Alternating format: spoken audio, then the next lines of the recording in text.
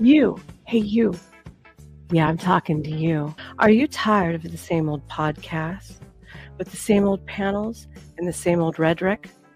So am I. So come spend time with me, where you can have a laugh, be entertained, and learn something. I'm your host, Nova, and welcome to School of Thought.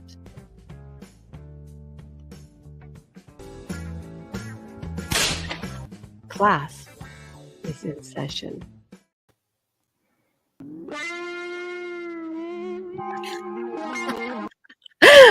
The screen popped up before I did. Hey, everybody. Let me just turn that music down. It's blasting, huh? We're about ready to rock out and grab my bass. No, I'm just kidding. So today, on Wednesday, you're joining me at 8 o'clock. Maybe you're driving home and doing something possibly illegal with your phone. Don't get caught. Put it on your lap or off to the side of the dashboard where nobody can see it. Shh, I didn't say that. Maybe you're at home resting and relaxing. And we're going to continue on with the series about occult practices, echo chambers, and online spaces today.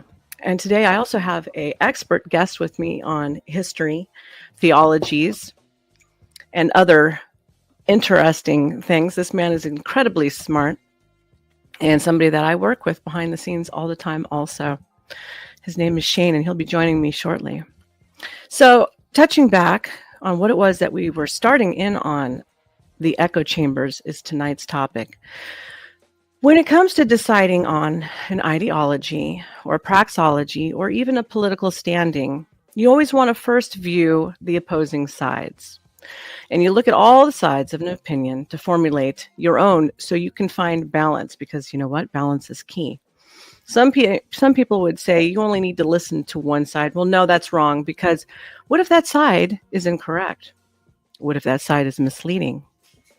What if that side has an agenda that you aren't looking at all the possible different views of something that you're getting yourself into? You could get yourself misled, okay? So even playing devil's advocate, arguing for the other side possibly, regardless, surrounding yourself with different people with different opinions is smart, and it's healthy, and it's normal. It's okay that people have different opinions than yourself. And when you talk to others, even if you don't agree with them, it helps to keep the checks and balances in place. Yes, I'm pretty practical. Yes, I'm very grounded. So let's start off by reading some expert writings from somebody that is near and dear on echo chambers. So an echo chamber refers to an environment where a person only encounters information or opinions that reflect and enforce their own. Within these environments, dissenting views are minimized or ignored, leading to a more polarized and insulated belief system. Let me just turn my gain down just a little bit. Here's one example. We're going to go into these examples for online echo chambers tonight. So manospheric echo chambers. Manosphere, men's spaces, is a collective of websites, blogs, and forums that discuss issues related to men and masculinity, often from a perspective that is critical of contemporary gender norms and feminism. Now, this isn't a debate of whether feminism is good or bad, or if it's a problem. We're looking at the echo chambers and their standing of what they do. So echo chambers within the manosphere operate in the following ways. We're looking at just this one side, so don't anybody get upset out there. Number one, selective exposure. Members primarily engage with content that aligns with their pre-existing beliefs, avoiding mainstream media and feminist perspectives that might challenge their views. 2, homophily. The tendency of individuals to associate and bond with similar others and strong in these groups. This reinforces shared beliefs and creates a sense of community. Content filtering is number 3. Moderators and algorithms may filter out dissenting opinions, either through active moderation or through the use of upvote, downvote systems that naturally prioritize popular opinions.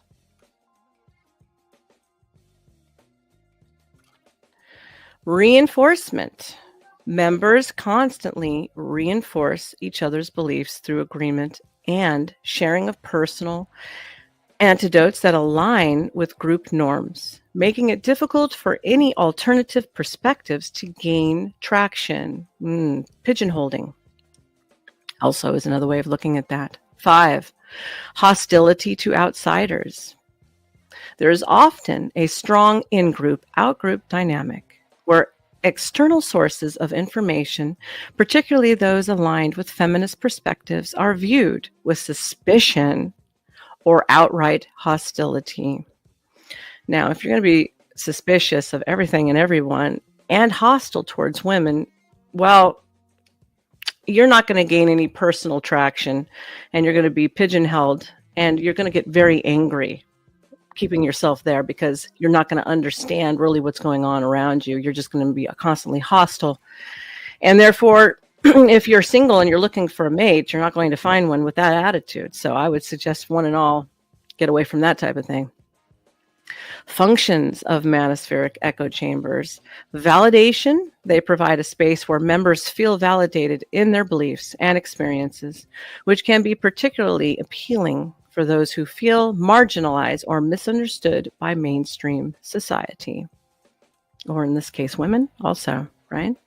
2, identity formation.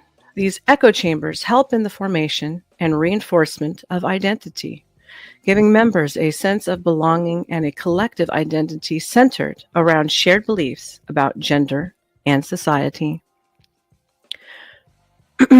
Mobilization. By reinforcing shared beliefs and creating a strong sense of community, Manosphere echo chambers can mobilize members for collective action, whether it's online activism or real-world events. Ooh, here we go. Resistance. They often function as spaces of resistance against perceived societal norms and changes, particularly those related to gender roles and feminism. Echo chambers, including those with the manosphere, can contribute to the polarization of society by deepening the divisions and reducing the likelihood of constructive dialogue between differing viewpoints. Well, that's where we started, right? Always look at other viewpoints so you can formulate your own mind and your own opinions so you are not pigeonholed or being, in other words, duped by something or somebody else. The whole point of life is for your own ability into critical thinking, not to just be a sheep following, but to formulate your own way of being that you can feel. I don't want to use the word empowered because that gets used too much, and I kind of laugh at the word empowered. But when you're, let me tell you, when you're your own person and you're not following what everybody else is doing, you certainly have a sense of confidence, that's for sure. Confidence is definitely key. And security within yourself. Not security in something else, but security within yourself and your ability to be able to see things for how they really are, not the way people want you to see those things. So let's bring up Shane. Hi, Hello, Shane. everyone. How you doing? Thank you very much for your kind introduction. No, not kind is the truth, sir. You're quite brilliant. You've got Aww. And he's very well read and studied in everything from history into religion. And, you know, this is one person you don't ever want to get into a debate with. That's for sure. Well, thank you very much. I too find the word empowered very amusing. I do. Yes, it's a psychological ploy. It's a selling point. And so when all the coaches are constantly using it and the motivational speakers, it's like, you know, it's when you're in sales and you start using the term money, money, money, money. If you forget everything else, you'll remember the fact in that conversation for the sales pitch all about the money part, right? So that to me is the other. Well, it's sort of like a micro propaganda, the way they use these words. Yes. Yes, but it is it's a psychological selling point to We get. see empowered is power given to you by another person. Yes, So really, they should be using the word powerful. they should be Or using the word powerful. Yes, they should. confidence comes with power. If you're a secure, confident, powerful person, then you don't you don't rely on others. You make your thing happen. It's the real Yeah. word. That in its own is actually one of the definitions of being alpha. Not a douchebag. It being alpha is that you don't follow the norms and what everybody else is doing. You make your own way. Exactly. Yes, and so go ahead. Personally, I don't give a damn what anyone else thinks. Really, I only care about what I think. I listen to everyone, but I only do what I think. Always think your own thoughts. Exactly. Let's say hello to the crowd, and then I have to check something because somebody keeps pounding on my door. Hey, Tyrone. Nice to see you. We got P. Fletch, as wonderful as always. Romano. Uncle Guns. We've got... Evening, gents. Slapping the bait. We got Self-Made. We got Bandit in the house. And the Raging Tomato. Sarah, how you doing, girl? Hey, Sarah. Tomorrow. Everybody take a look at the Raging Tomato when you're done with me. Joe Cool, nice to have you in here. And anybody else who might be lurking about, please remember to like and subscribe for help with the algorithms. Yeah, hello to all the ninjas. Oh, and the prawn says, hey, you. Nice to see you again. Thorpe TV says, hey, Thorpe. Hey, Grace. Hey, how you guys doing? Oh, hello, Grace. Soon. Here, can you talk for a minute while I see what's going on at my door? Sure thing. Sorry about that.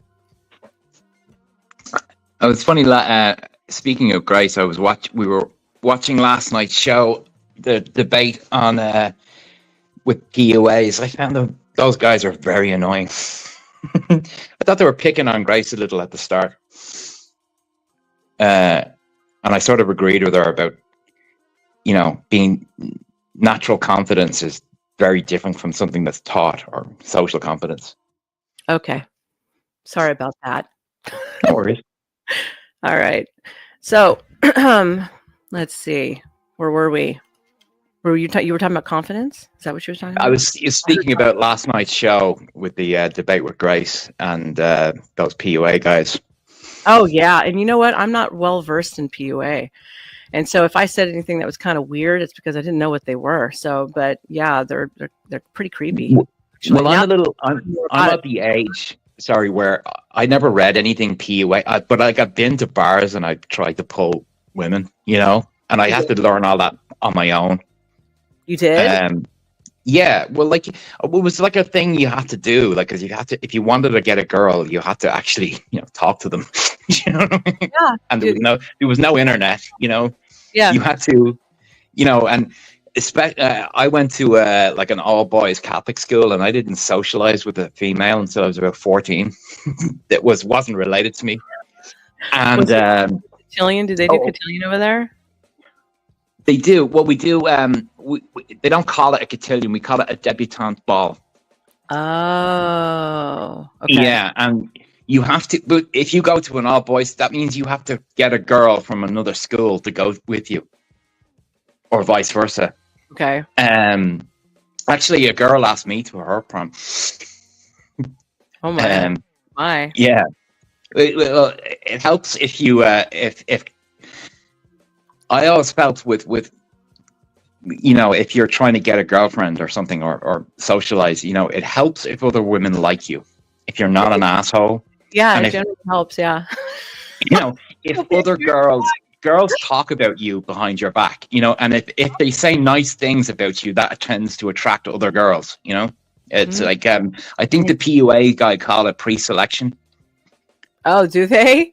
Yeah. That's their word for it. But it's like, if you I used to work in bars, and there was a guy, a single guy, and he used to wear his father's wedding ring, right? Okay. And that used to help him pick up women.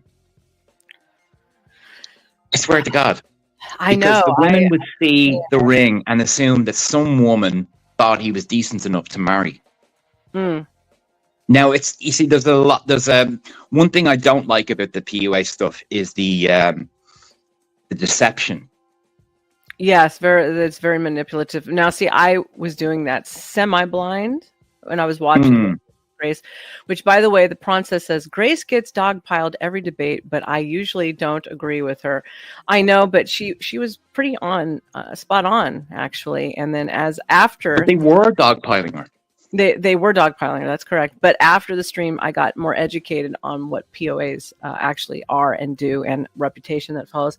It kind of goes beyond womanizing into some criminal activity, which I was unaware of. So yeah, that's how it became dark and unpopular, I think. And a lot of the red pill was born there was a kind of cross-pollination between PUA and red pill about 20 years ago when it started.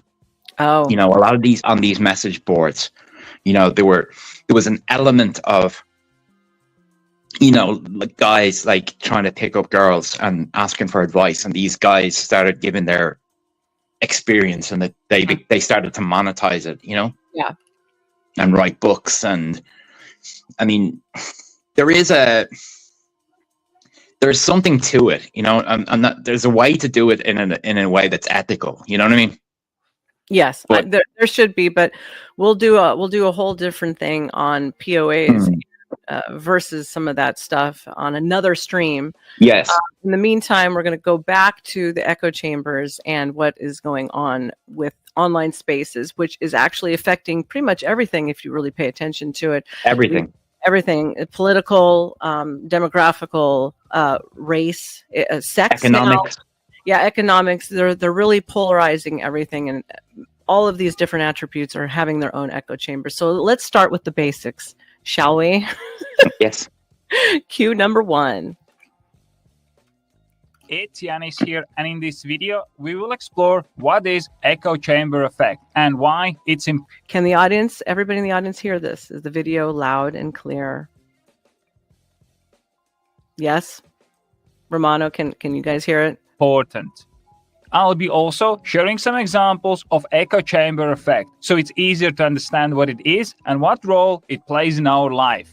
If this is your first time on this channel, then make sure you subscribe and hit the bell icon to get updates on my latest videos about time management and productivity. Echo chamber effect is when you create an environment in which beliefs are amplified and reinforced by communication and repetition inside the closed system. This can be online or in-person setting, and each community can create echo chamber if no information from outside is accepted. Basically, echo chamber is an environment that circulates the same information and refuses to accept new information. I was stuck in echo chamber by myself when I was developing my mobile application. Me and my team tested and developed it as we thought would be the best. But when the application was launched, we quickly realized that users didn't use it in the way we intended, and that resulted in poor user retention. We were stuck in echo chamber, and we didn't realize that we were doing it wrong. We should have been inviting users to participate in development process instead of keeping it secret. So whatever you're working towards, be sure that you're not stuck in echo chamber and be open to an outside perspective, even if it's against your current beliefs. Matthew Syed speaks quite a lot about echo chamber effect and the power of diverse thinking in his book called Rebel Ideas. I have done a book summary for this book, and I'll link it in the description below if you want to learn more. I hope that you enjoyed this video. And in other words, propaganda also does a lot of echo chambering, which most people would be like, propaganda? What does that have to do with anything? Everything. Propaganda is in everything. It's in everything. I mean, I swear to God, you can watch gardening shows aimed at the elderly and find propaganda. I know. I mean, television, sitcoms have propaganda. Advertising has propaganda. Like these commercials for medications from the pharmaceutical companies that are on every chat. I mean, I think 50% of the commercials in America are pharmaceutical. You're about right on that, actually. Yeah, I don't watch TV anymore, and I don't have. Neither, no, same here. But even on here in YouTube land and other online spaces, they're starting to catch up on there too. There's a lot of pharmaceutical stuff I'm starting to see. Well, actually, I pay to not watch ads. Oh, you do? I do. I need to start doing that for the stream. Mm. Stark says, laughing my ass off. I'm dying here, Nova. Hi, welcome in. Please remember to like and do me a favor, subscribe and come back, huh? We have fun here, and it's informative. Let's play the next one. Are you ready for this one? How the internet creates these echo chambers, and AKA propaganda. Knowledge and expanding our horizons on many new things. However, saying this just at face value today brings up an interesting problem that we are starting to encounter, not just on the internet, but potentially society as a whole. The current burgeoning ideological divide of today is due to many environmental and social reasons, but one of them might be due to how some websites may fortuitously create and promote ideological echo chambers. With the amount of information and opinions on the internet, you'd think you'd want to see every point, counterpoint, thesis, antithesis to every idea ever, but that wouldn't explain how some extreme ideas that seem ridiculous today are seeping their way into public consciousness again. Massive disclaimer, I am going to stay as apolitical as I possibly can, but I will speak my mind about the more troublesome and sensitive aspects if the subject warrants it. I also would like to say that I'm not discouraging radical or non-normal viewpoints.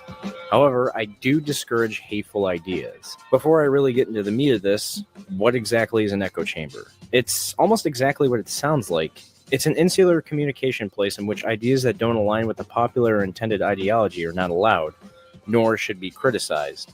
And I'm here to investigate how certain websites incidentally create and maintain them. With that, let us talk about the website you are all watching this on, YouTube. I chose YouTube for the top of this topic not only due to how much there is on almost everything you can think of, but of how much of one thing you can actually find by suggested and browse features. For instance, if I made an account and started only searching up videos about conspiracies, YouTube is going to log that data and make an algorithm specifically catered to my taste in videos. Incidentally, there might be counter-arguments and videos to some of the ridiculous claims about certain subjects. But does that really mean YouTube is intentionally trying to be intellectually honest in presenting and promoting these types of videos? Hell no, it's not being intellectually honest and presenting any videos. No, they actually made a point from about 2016 onwards of changing the algorithm to promote what they called authoritative sources. Mm-hmm. You know, your CNN, mainstream sort of news, to counter what was going on naturally on the internet. I want to say hi to Shrapnel. Welcome back in. To a specific account. Really, it comes down to just promoting engagement on the website. I wasn't cutting you off. Were you finished with that? I'm sorry. No, I was finished. Okay, all right. Just making sure. YouTube really doesn't have any duty to keep us motivated to seek other answers or viewpoints when participating in discourse or just spectating it. Remember that YouTube is run for profit. They don't really even promote much educational or intellectually laden content, as it really isn't seen as their responsibility. It also isn't the videos that they promote either that contribute to this. It also has to do with how these videos are engaged with.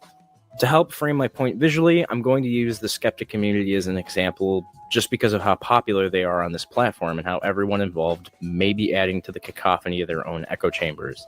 Refer to my disclaimer before commenting, please. As for people with large platforms, there is so much room for misuse of influence. I used to watch The Amazing Atheist a few years ago, but there's a problem if I can't see myself being able to have a good debate with him. You're more likely to get fisted by a 2-ton gorilla named Barbara in the parking lot of an Outback steakhouse than you are to die in a plane crash. TJ mocks and berates any opposition because he knows he has a massive herd behind him waiting to defend him, even when he knows he's wrong. It's really easy to attract this type of content. His content is barely even infotainment. You have to take a step back here and realize that most of these skeptics don't have a very diverse academic background, exception being Thunderfoot and some others. When it comes to having a large... That's true. Most of us don't have the degrees or the authority. The scary thing is the degrees actually don't help you. They don't. The degrees are their own echo chambers. If you go to college, college is a gigantic echo chamber. It is. Yeah. I mean, you can come out believing, they actually believe what they're saying. That's what's troubling. It's not that they're pretending, or it's like they've been fed misinformation. They think they're informed. Yes, I know. I have a half sister who started off as a perfect example one way, and now she goes to gatherings with signs that says bring down the patriarchy. So she's yeah, exactly. Right. The patriarchy bothers me as the historical part, because what feminists sort of failed to realize is women invented patriarchy. And patriarchy is maintained by an underneath matriarchy that supports it. See, women raise children primarily. Today, and historically speaking, they always did. Women are the ones who perpetuate society and maintain its standards. And it's the hand that rocks. It's the hand that rocks the cradle rules the world. Yes, that's right. It does. It really does. And our conception of politeness and good manners, and all of that comes from women. I mean, if you actually look at the rules of etiquette, they're written by a woman. Gentlemanly behavior, to open the door for a lady and pull out her chair. All of that stuff is written by women. All the things that the feminists blame on men is actually women. Interesting. Well, I've always said patriarch. Sorry, a patriarch just means a father. It just means your dad. Mm-hmm. Yes. And in the same way that matriarch means mother, it's mater, mother, pater, father. So, if patriarchy is bad because it's a patriarchy, then a matriarchy must be bad because it's a matriarchy. Well, if one's bad, they're both bad, right? Exactly. But I mean, the idea is that they're a partnership. That they're supposed to be, you get married and you become a couple, and two become one. Yes, but we're not talking about that just part today. No. Let's go back to the echo chambers real quick.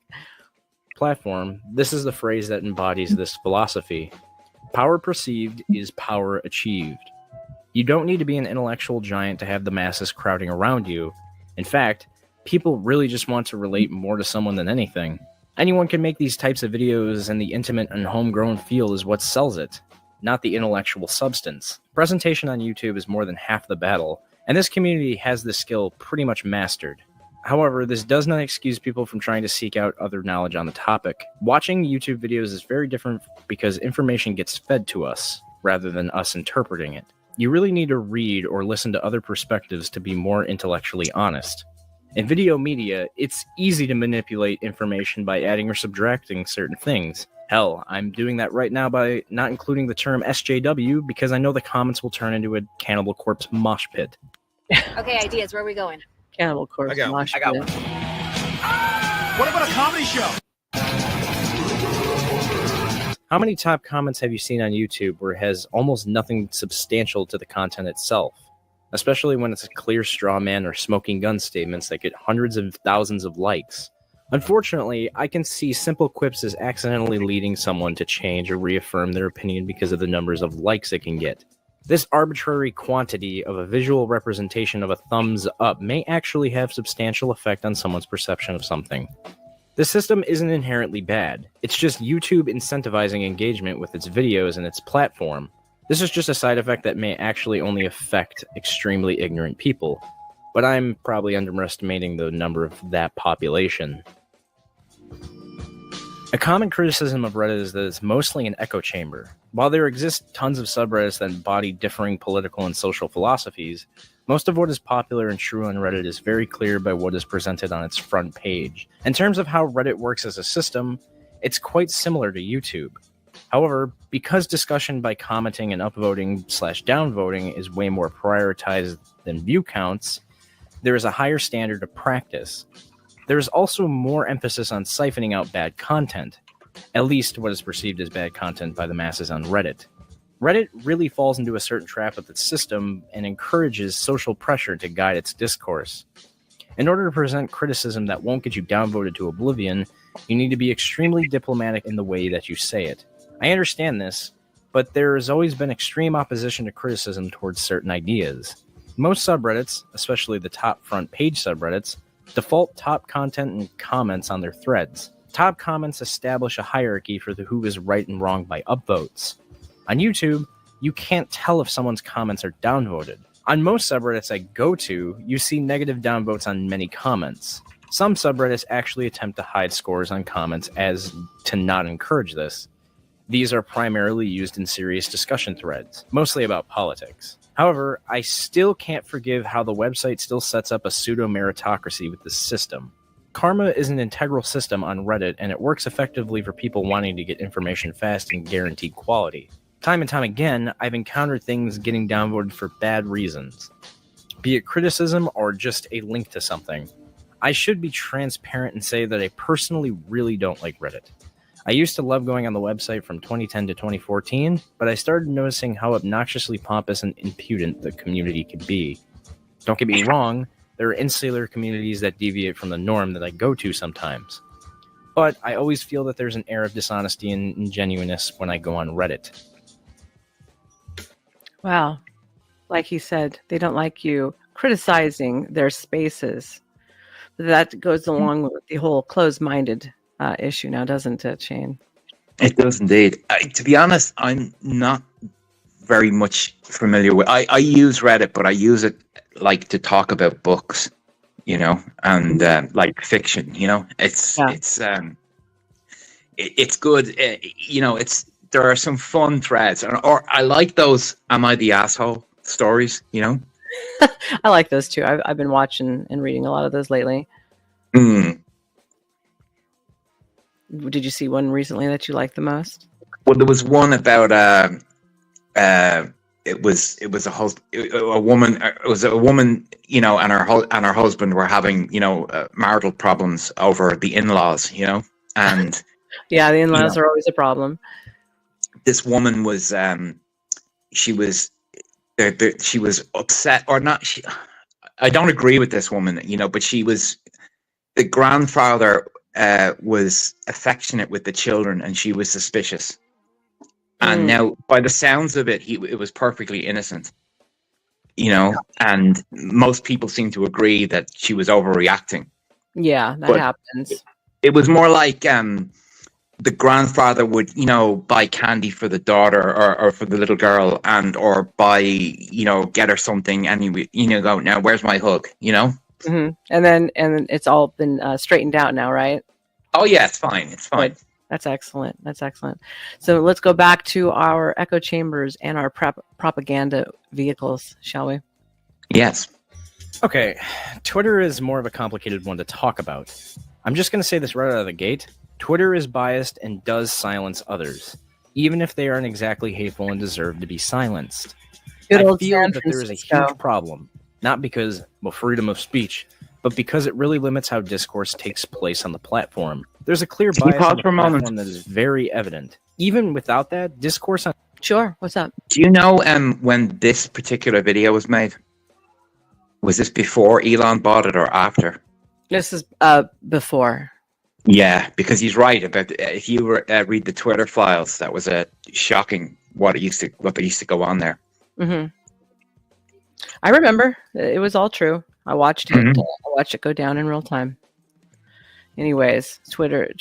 Oh, speaking of Twitter, apparently today they have started to ban OnlyFans people. Interesting. I'm gonna have to figure out why they're doing that. I'll look into it after this. Self-made says, Twitter is Twitter, or is it X? I'm a Gen Xer. Yeah, I know. I don't even know if it was a good idea to change the name, but I guess to give it a new branding and to erase some of the history that it was attached to, you usually have to rename a business to get it away from its old past. So it's a marketing thing, isn't it? It's a marketing business move, yeah. On Twitter can be really limiting. Even though the character limit just recently increased, talking on this platform can usually lead to miscommunication and things being abridged inaccurately. The amount of misinformation that can spread on this platform has come to the point where Twitter needs to make an algorithm that spouts out bots that perpetuate propaganda. On top of this, You can block and mute others and optimize tweets to fit exclusively with your opinion and worldview. There has actually been a study done by UK think tank Demos detailing that social media is in fact enhancing the echo chamber effect. They found that many users on Twitter who align with a certain political ideology tend to only engage with like-minded individuals and retweet and like news sources that are known for their political bias, such as The Guardian with liberal views. If you go on Twitter enough, you know this is to be true. I often see threads where some ideas are excluded and often leads to misuses of ad hominem and straw manning. There's a cesspool of people who don't ever substantiate their point or just outright insult others. This goes for everyone, no matter where they are in the political compass. I'd also like to note that Tumblr is very similar to Twitter in this topic, so I won't be talking much about it fully. If you would like to expand on it though, please leave a comment.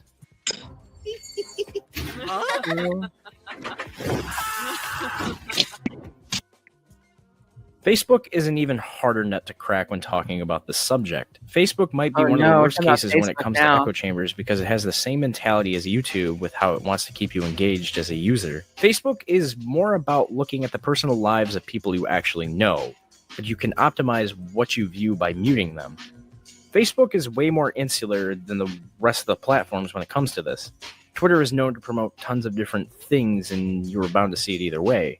If you exclusively use Facebook, it's really easy to find yourself solidifying your opinions with no conscious thought or participating in stimulating discourse, besides weird arguments with your creepy uncle. The fact that we can mute and unlike or unfriend someone because they had conflicting idea isn't really conducive to staying intellectually honest.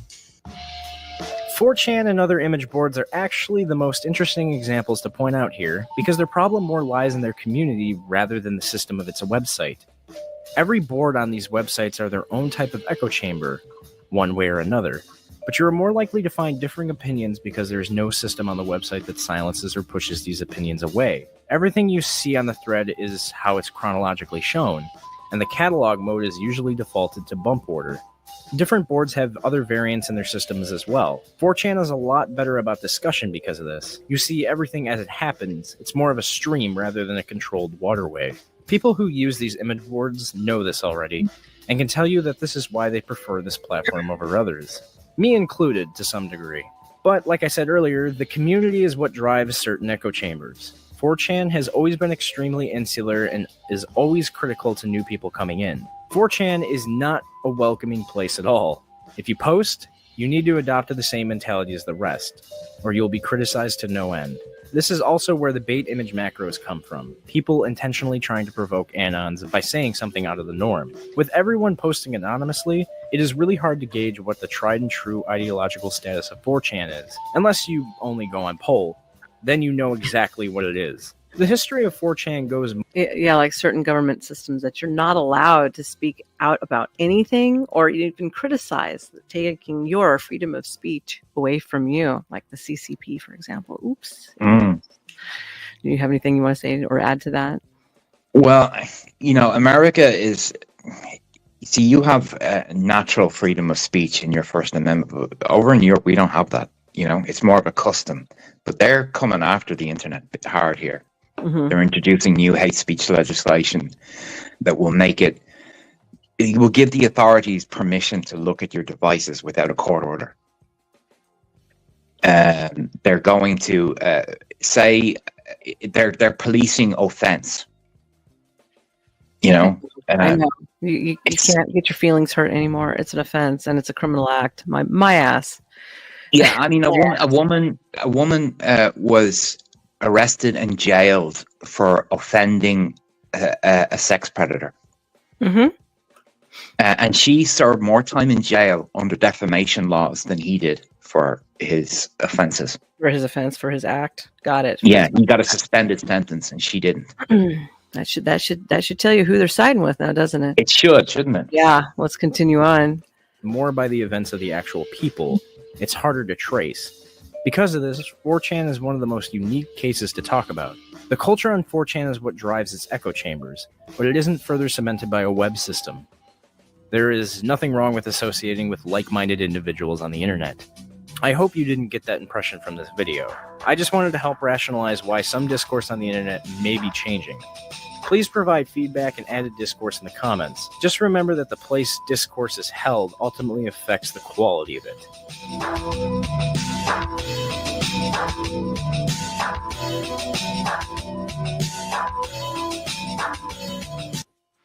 I think that was the end of that one. Yeah, he's right, though. It's very, very, very difficult to have a good, honest conversation on Twitter. Oh, yes. It's hard to get a good, honest conversation anywhere anymore. Even YouTube. So you have to be careful of every stinking word that you use, you know? And then it's the character limit hurts. You know, you can never actually get your real opinion across in a way. Yes. It's too limited. Very, very true. It's very limited. It's very limiting. And then people's opinions and their thoughts get suppressed, and then it does never get. And he's right about the ad hominem attacks. So people just go on to insult each other. It's very unproductive, you know. Yeah, and it's very base mentality. Also, you get absolutely nowhere with it. I mean, I try to engage with people I disagree with all the time, but I never insult them. I never insult them. I try not to insult them either. And when I'm insulted, I try not to react. I just think, you know, I let it bounce off me, you know? Bandit says, that's why you should listen to all the news, and where all the facts line up is normally the truth minus the propaganda. Well, if you can even find the truth amidst all the propaganda, that's the issue. He's right about that. When I watch American news, I try to watch the whole spectrum. So take a particular story, look at all the main networks, and then look at the foreign networks. So you're going to get more accurate information on America by watching British news talking about America than you are America. You know, when during the Iraq and Afghanistan invasion, American soldiers listened to the BBC World Service to know what was going on. Oh, I believe it. I've heard that before, actually. So we've got another video coming up called How Society Programs You Inside of by using those echo chambers. Are you ready for this one? Yes, ma'am. Okay, let's roll it. Ooh, my sound is off. Okay, this is the next installment of How Society Programs You. I really like this topic. I can't wait to get into it. So, as we all know, anytime humans get together, anytime people get together, it's a high chance that they agree on something, right? There's a prevailing thought process that is agreed upon, whether it's consciously agreed upon, like verbally said, explicitly said. For example, religion's an explicit one where they verbally say they agree with these certain principles or these certain ideas from a scripture, etc. It's explicit. An implicit example that's not like verbally said could be maybe a company, right? Some companies, they'll say their company culture kind of verbally. Some may not. Some may just, it's kind of assumed and it's kind of under the radar. Like you pick it up as you go along. So that's an example. But echo chambers are just a group thought process, and it's so prevailing and it's all you consume, and it gets to the point that that's all you know, right? You don't go outside of that group for information, and you rely on the group for the things you know, your worldview, etc. How do cults happen? They find people that are looking for some sort of purpose or some sort of meaning in life, and they bring them into this echo chamber of other people. And then there's just like this like-minded hive. The cult wants you to just stay in that hive and just think like the hive and not look outside. And what happens? Some cults may use threats, right? They may use manipulation to prevent group members from thinking outside the box or questioning the cult. Falling right in line with what the topic is tonight. I said this the other night. I said hive-mindedness, yes. And so all these online spaces for men and even the ones for the women, they keep you with inside of that chamber and they don't allow you to branch out. And if you do, and you want to talk to other people with different opinions or even leave the space, you're ostracized. I think it actually happens with women more. Women, we tend to take the brunt worse than men do on many issues. But the the way that you're punished Yes, for not we're going punished along. harshly. Yeah, we are punished more harshly for everything, pretty much. And Yeah. also the way ideas work, you know, if you like read Cosmopolitan magazine, you know, you will listen, or social media. I mean, social media seems to affect women the way porn affects men. Yes, a little bit. Well, some women, not all women, not me. I stay Of course, not sorry, on any subject, not all should be assumed, you know. Yes. There is no 100% on anything, in my experience. I'm going to quote Uncle Guns on this one. BBC Socialist State Television tells the truth. That was effing funny, he says. No, I'm talking about the BBC World Service, and I'm talking about war news. I know, but I just wanted to read his comment. No, the BBC does lie, and there's you know, especially about politics. Yeah, very much. But what I'm saying is that if you listen to the lies, you can find the truth. You know, sometimes when everyone agrees on a subject, it's usually wrong, is what I'm getting at. Yes, I agree with you on that. Usually. I'm not saying every group is a cult. Of course not. You can still have echo chambers in pretty open-minded groups, right? There are spiritual communities out there that seem very open-minded, but if you really look into it, it's very dogmatic and it's very hive-minded in its thinking. So when we talk about how society programs you, and we talk about echo chambers, yes, society as a whole can be an echo chamber, right? Like, for example, one society can be an echo chamber if that's all you know, it's all you grew up, you never traveled outside of it.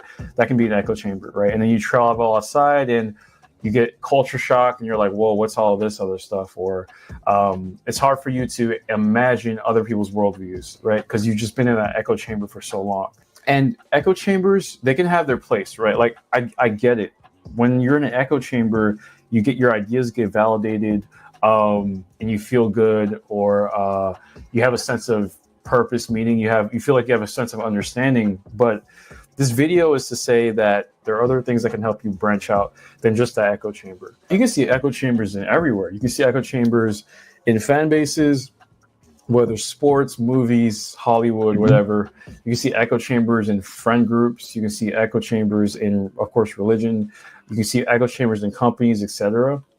And if it's all you know, then that group kind of just has you, right? It has you by the balls, for lack of a better term. It just has you. It has your mind. It has your self-esteem. It has your emotions wrapped into it, and that's not good, because if a group or some sort of establishment can have such control over how you think and how you move, you know, your likelihood of you kind of having a free mind and thinking for yourself gets diminished a lot. So how do you even avoid echo chambers, right? I'm not saying I've 100% avoided echo chambers in my life. That just wouldn't be true. But I can say I've dodged a lot of them just through self-awareness, educating myself, and being open-minded. Like, it's literally those three things that... I gotta read this. I'm not sure how to pronounce your first name, so I'm just going to call you Mr. Stark. Echo chambers are great to elevate your self-worth, and who could resist that shiny gold membership card? It's just awesome. That is the appeal, isn't it? Is that amongst your peers that you have a sense of belonging, worth, sense of self-worth that's greater than it should be amidst all of those people who are parroting all the same beliefs and ideas. So that's the allure, that there's a sense of belonging, I think, in community that really attracts people, especially it's comfortable. It's comfortable, and especially people who are hurting. I'm aware that there's a lot of hurting men out there, but there's also a lot of hurting women. And with that, I would just say there's a lot of hurting people. And so that's the attraction, and people are looking for answers, and they're finding the answers in the wrong places. They definitely are. And you can see this with echo chambers in the LGBTQ. You can see it in government with government decisions. You know, Yes. You can see it, in social policy, you know. I started off the stream mentioning the echo chambers within all of those things and all the segments of society, which are now turning to just exactly this topic all of it, straight across the board, from men to women to against Mhm. each other, from race to finances, everything. It's just everything is turning into it with its own network within itself, and then they don't ever branch out of it, and that's the problem with what's going Mhm. on. I And it's agree. dangerous. It's very dangerous.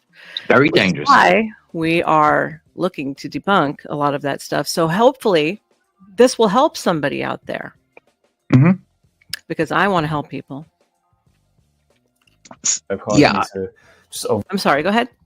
Yeah, I agree as well. I think the key is, I think this guy is correct about having an open mind. If you are constantly willing to reassess what you believe and to listen to new information, you should be okay. But that's the problem. They're not willing to look or listen to anything new, and then they shame you for the new information. They even do that with inside of churches. Oh yeah. Inside of families. Families have their own political patriarchy. Oh, definitely. It's just you really have to be very much of an independent thinker and be able to take criticism and keep moving. Yeah. You got to, if you do believe something, you've got to be able to defend it. When you get older, you don't have to defend anything. That's the wonderful thing about being older. You just do what the hell you want to do. I want to welcome in Stephen. Haven't seen you in a bit. Welcome back in, honey. Avoid so many echo chambers. And granted, when you try to dodge and avoid echo chambers, you may offend some people. Some people may not like you just because you don't think like them, and you want to be okay with that. Not everyone's going to like you, period. Even if you think you're going to get everybody to like you. So echo chambers are a hub of a certain worldview that gets spat out over and over and over and over again. And it's so important for you to see the weaknesses in, various groups or communities that you're in, because I guarantee you there are those present. You get to see where, things just don't align and they just don't make sense. And then also see where they do make sense and they do align, and then pick out the things that matter to you. There's certain YouTubers and influencers I watch from time to time, and I can start to pick up when their videos, community posts, etc. start to sound like echo chambers, right? They start to sound like this my way or the highway type of deal. And that's where, you wave that red flag, and you have to really think and be like, okay, where's this person going with this? That's the big thing to keep in mind when it comes to programming, because echo chambers, it's not just a sharing of ideas, but it also benefits people in a way, in that it can be a source of self-esteem. It can be a source of a need to belong, which is one of the human needs. It can be a source of so many things, right? But it can also have some underlying things that just aren't the best for you. So it's just a thing to keep in mind. Some ways to find out if something is an echo chamber is if there's a prevailing thought process that can't be challenged, or when it gets challenged or questioned, it's like this big thing. Another thing is if it's difficult to bring in new ideas. And a lot of times you can also tell if something is an echo chamber by who the quote unquote leaders of it are, how dogmatic they are, or how, closed-minded they are, how much they do research and read up on things. That's another thing. So that's when you can tell something's an echo chamber. Guys, I hope you enjoyed this video on how society programs you. I'm about to go for a walk. Like, comment. I would say this man is very insightful. He's correct. He said everything he said was perfectly correct. He is. He's very correct. And do you know what? Do you notice the word dogma? See, this is the thing. I think religion is the key to this, because everything follows a religious pattern. Yes, it does. Mm-hmm. Those who speak out are heretics. Or right. You see, things about like witch trials. That's an echo chamber. I was called a heretic and a dirty Protestant not too long ago by some people within their own echo chamber. Oh my word! Yeah, should I drop names? if you like. People in the space. Yeah. Oh, I think I know who you're talking about. Yeah, but people on somebody else's panel, I'm not gonna give them. Well, in fairness, like I'm not gonna give them any clout right now. Maybe Well, later. what's interesting is though, like from depending on what religious denomination you are, you could be a heretic. You know. That's true, but to everybody, they have the correct one. Yeah. No. You see, this is the thing about religion to me. Religion is based on faith, right? And faith has no evidence. Do you know what I mean? You can't. That's true. You can't perfectly say you're right. It's just you believe you're right. Mm-hmm. It's like the when women say I feel like it's that sort of thing. So you need to how would I describe this? You need to let everyone make their own spiritual journey. You know. Yes, but if we're going to go into like any type of a religious thing and people calling each other heretics, the key to it all is this. Christ said, you think that you have eternal life, and they are those that speak of me. The end. That's the end. That's the be all and the end all. And it isn't about your book underneath your arm and your form of holy roller. No, I'm a religious person, but I'm not a Bible basher, you know? Yeah, neither am I. You know, I don't need to convince everyone, that I'm right. I don't convince anybody anything anymore. I stopped that years ago. Years ago. But I try to work with other branches of Christianity, with like Catholic and Protestant and other. I try to focus on what we have in common. Mm-hmm. It's like that old Ronald Reagan thing. If I can agree with someone on 7 or 8 out of 10 things, I can work with them on anything. Yeah, you know what an interesting thing is, which is probably something I should say for another stream, but I'm gonna mention it anyways, because you said you concentrate on the things that you can't agree on. My dad, in the prayer lines, he would approach them differently, and I thought it was very interesting. Now that I'm older and I can look back on it, he would say, because all these people would show up from different denominations, and all different denominations have their own spiel, right? Mm-hmm. And most of them don't believe in healing or any of that type of stuff. They say that was for back then. It's not necessarily applies today, unless it's like some kind of miracle type thing. And he would tell them, he would say, if at this moment you can agree with me on this, I said, then you're going to get what you've come for. Mm-hmm. But you have to put everything else to the side. We just agree on this one thing, and usually like if any two of us gather together in his name, touching anything on earth, it'd be done in heaven as it's done in earth. So anyways, moving on from that. I love that expression. And he just called me a dirty Protestant. Yes, I'm a dirty Protestant. Oh my God. And perspectives. But when you're only hearing the same perspectives and opinions over and over again, you may be in something called an echo chamber. An echo chamber. This isn't the same one, is it? Is this the same one? I'm not sure. One thing I would point out, that echo chamber, the historical term for that came about in royal courts, where they used to, tyrant monarchs used to have these accused people of crimes and bring them into these little chambers where you were like, everyone was against you in that room. Mm-hmm. They used to call it a star chamber. Interesting. A star chamber. Mm-hmm. That's interesting. Mm-hmm. Hey, Plumpy, thank you for the compliment. I'm glad to see that you're back. We always enjoy your company. Okay, I'm going to continue. Is that okay, Shane? Sure thing. I don't think I played this one, but it's kind of starting is an environment where a person only encounters information or opinions that reflect and reinforce their own. Echo chambers can create misinformation and distort a person's perspective so they have difficulty considering opposing viewpoints and discussing complicated topics. They're fueled in part by confirmation bias, which is the tendency to favor info that reinforces existing beliefs. Echo chambers can happen anywhere information is exchanged, whether it's online or in real life. But on the internet, almost anyone can quickly find like-minded people and perspectives via social media and countless news sources. This has made echo chambers far more numerous and easy to fall into. They're also tricky to recognize, especially if you're in one. If you're ever wondering if a social group or website may be an echo chamber, stop and think. Do they tend to only give one perspective on an issue? Is that viewpoint primarily supported by rumor or incomplete evidence?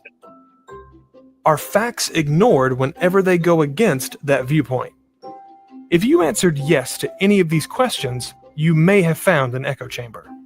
There's no perfect way to avoid echo chambers, but there are a few tips that can help you stay on the right track. Make a habit of checking multiple news sources to ensure you're getting complete, objective info. Interact with people of different perspectives, and take care to discuss new ideas with facts, patience, and respect. Finally, remember that just because you want something to be true doesn't make it fact. No matter where you go or who you meet, always take the time to stay informed and avoid echo chambers. It's very good advice. I would definitely agree with that. Perspective key. I like freedom of thought personally. I do too. I see. This is the thing. You can disagree with anyone on anything if you're respectful, and they will still like you. You know, if you can disagree with someone in a respectful way. You would think so, but not in California. I don't know. Oh well, yeah. Well, California is know about that. You probably know, a different animal from what I hear. Yeah, I've been in some uncomfortable places before, and they'll unfriend you. They'll if they're related to you, you're no longer related to them. Well, isn't entertainment? The entertainment business seems to be a very large echo chamber. Well, that's because it's tied into the political system, which I didn't. When I was younger, I didn't understand that until I got head on into the middle of it, and then I was like, wait a second. I started noticing it with the award shows, you know, the way the actors used to give their speeches, you know, and I was like, Jesus Christ, this is a cult. Yeah. Yeah, it is its own. Yeah. But people have to remember that, you know, a lot of the politicians had interest in Hollywood from its very inception. And one of them is Hearst. Oh, yes. Randall Hearst. Like he was all up into the political system. He tried to be the mayor inside of New York and got booed out.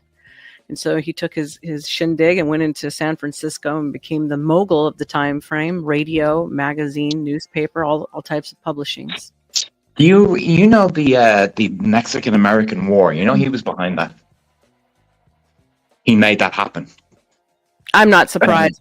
You know, if you go ahead. I'm sorry. He ordered his journalists down to Mexico, and they said, why are we going? And he said, we're going to make a war. And he goes, you provide the pictures, I'll provide the war. And he went to DC and made the war happen, and they sent them down. And this would be just before World War I. So some Mexican, I don't know if they were criminals or whatever, but they crossed into American territory and, you know, committed some crimes, and that was the justification. And they invaded Mexico. General Pershing, the guy who led American forces in World War I, and the young Patton were involved. But Hearst arranged it all. You know, if you visit Hearst Castle, and I've been there many times, and they've changed the rhetoric from when I first went there. You would get to know more truth. And now even that's been whitewashed because he was the Hugh Hefner of the time frame with his own personal motto. And most people don't realize that Hefner framed everything that he did off of Hearst. And inside of the theater room, they will run the reels on some of the propaganda that he had started with Spain also. Oh, yes. Yeah. This would have been around 1900, would it? Say that again. This time frame, Hearst, he was like around 1900. He started to have an impact, wasn't it?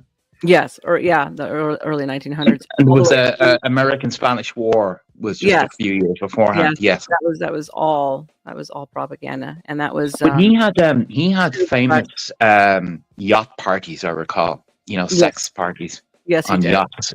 Him and Charlie Chaplin and other people. You know. Oh, and more than that, and the supply of the The other Yeah. thing, sorry, I believe he have the gossip columnists. Oh yeah, he and did all- all that stuff. he had, he would spread information via them, and he would gain information via them, and he had them all on a paper. I mean, and not just in his newspapers, in other newspapers. Yeah, many. And they still own multiple, like ESPN. They still own multiple cable channels too. Well, Still actually, no, sorry. I believe he sold ESPN, or the company sold ESPN to Rupert Murdoch. Oh, really? Yeah, so News International owns that. He's retired recently, I believe. Probably. On wife number 6, I believe. Wife number 6. Okay. Yeah. You got to keep him rolling, you know. Well, no, he's got like rotate, his youngest child is like 4 years old, and he's pushing in his 90s. Okay, I well, swear to let's God. look at the next. Let's look at the next one. Whoops! There's no sound. My bad. Reinforcing his beliefs while external voices fade away. You start to feel you can't leave, not just because you're isolated, but also because you're invested so much emotionally and perhaps even rationally. You might experience cognitive dissonance when encountering conflicting ideas, but your commitment makes you rationalize away these contradictions. The struggle to reconcile these opposing thoughts only pulls you in deeper. The cult becomes your echo chamber, reinforcing its beliefs while external voices fade away. Oh, okay, that was the end of it. That's that one. Short and to the point. Short and sweet. Short and sweet, and then cue the next one. Why is he still talking when I just hit pause? I hate some of these shorts, man. They just keep going, even when you hit pause. Have you ever noticed that? It's so annoying. Yes. And see, it's still going. I click pause. It's still only going. people who believe this. Look at that. People can literally surround themselves, especially if they don't interact with the public very much. They can surround themselves with only people who believe the same things that they believe. No matter how crazy they are, you can find, like, if you're a flat earther, you can be part of the flat earther crew, and there's tons of people that will validate you, and anybody who says anything against it, they will be thrown out as a heretic, and everybody will say, but people do that all the time. Let's say you've got a Facebook feed and one of your friends says something that you completely disagree with. Well, a lot of people would say, unfriend, done with that person, never talking to them again, because they believe this crazy stuff that I don't believe. And that's how that they end up in this echo chamber of crazy beliefs that, and sometimes with the internet, the crazier the belief, the more traction you'll get from the people that are already sort of believing these things. And who tries to be the voice of reason is immediately thrown out of the group. People can literally surround themselves, especially if they don't interact with the public very much. Yeah, get out. Right. Yeah, get out of the house and actually touch grass and actually talk to people and get out of your frame of thought. Let's say hello to Disinfectant and welcome Hurricane Paro. And I saw Trippy in the stream as well. Say hello. Trippy, he's bouncing back and forwards. Yeah, I've noticed the more insane something is, the more that they will tend to gravitate towards it. I won't use too many historical figures to do that because I don't want to cause the YouTube gods to come down on me. But think about some of the political guys, okay, down through history who have done some insane things. What was that phrase? The bigger the lie, the more people will believe it. Hell yeah. That's exactly the truth. I don't know why that is, but it is the truth. I'm going to cue this other one. Oh, now we're going to talk about how you can escape the echo chamber. And you should escape it. And you should escape it, even though it will come by being ostracized. One thing I wanted to mention was that this thing, social isolation is one of the growing problems of our age, and that's how these things are taking root. And people are very alone, especially if they live in big cities. That's true. I was on the YouTube comment section of a video, and there was I was speaking to a young woman, and she was like 23 or 24, and she kind of admitted that she has no friends. Really? Yeah, and she doesn't. There's very little people she can talk to. I think she was some sort of, country girl that moved to the city for work, and finds herself, in a cubicle somewhere, and she just knows nobody. And that's I've seen that more and more. You see it a lot with a lot of men, especially. It's happening to a lot of women too. Honestly, it really is. It's on both sides. But you're right, because men tend to do things that are, just one-on-one type of a thing. Very, very, very solo, like video games and stuff. Keeps them. People since COVID, who work from home, telecommunication. Can we say COVID? I don't even know anymore. I don't know. I think it was. I know people were saying Corona instead of it. Oh yeah, like the beer. Yeah, the Corona. Yeah. Mm. Romano says, "Is Elvis still alive or no?" I don't know. I mean, the aliens got Elvis. We all know that. Yeah, the aliens abducted him and beamed him they up. They did. Yeah. I mean, the king lives, of course. Anyway, let's go to the next video. Yeah. So the question here, especially for young people who have grown up in the echo chamber world of social media, how do you deprogram from that? How do you become able to open to truth, to recognize nuance, to recognize complexity and ambiguity, to be comfortable with that when we've been trained to source so much of our identity and self-worth from the in-group that says that we're the right ones, we're the good ones. So I think that the initial impulse comes from a discontent. Like, I'm sick of that. This isn't really meeting my needs. This feels small-minded, and there's a bigger world out there, and I feel limited and constricted by this echo chamber. So it's a discontent that provides the courage to put down some of these pieces of an identity of as being good and right. Because if you evaluate every new piece of information according to, does this confirm that I'm good and right? Then you will never have room for any truth that contradicts existing ways of thinking. And your mind will become smaller and smaller and smaller.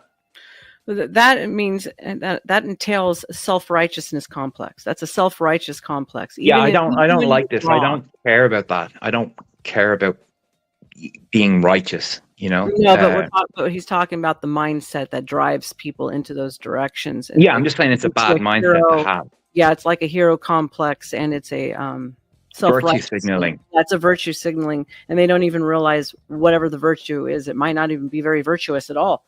But to me, real virtue is silent. It's private, What do you say? That's true. Self-made. He's trolling. Stop talking about bandits. He's my friend, he said. Oh, those two crazy kids. Okay, let's continue on. You will become habituated to thinking certain thoughts and not others, to seeing the world in one way and not another. If you want your mind to stay supple and you want your intelligence to grow, you have to be willing to make a sacrifice. The sacrifice is of having been right all along. The sacrifice maybe of being right at all.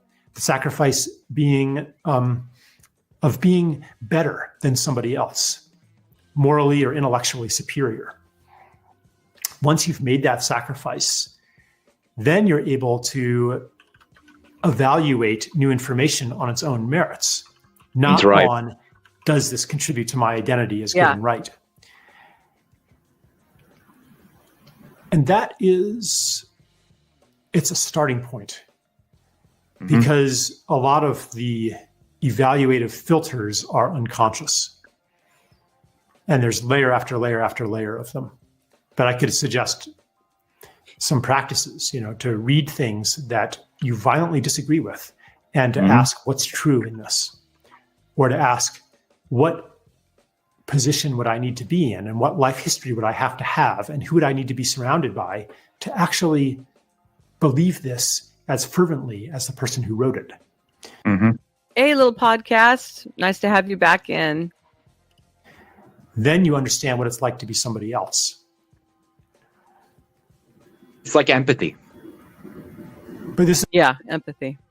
This is an exercise I do all the time. I say, what if I'm wrong about everything?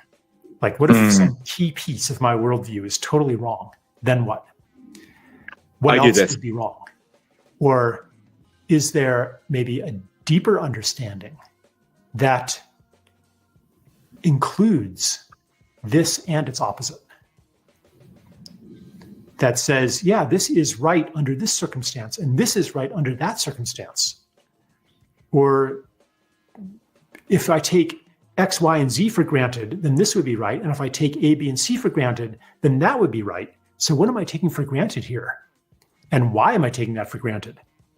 So it becomes a process of self-discovery also, not just of intellectual development.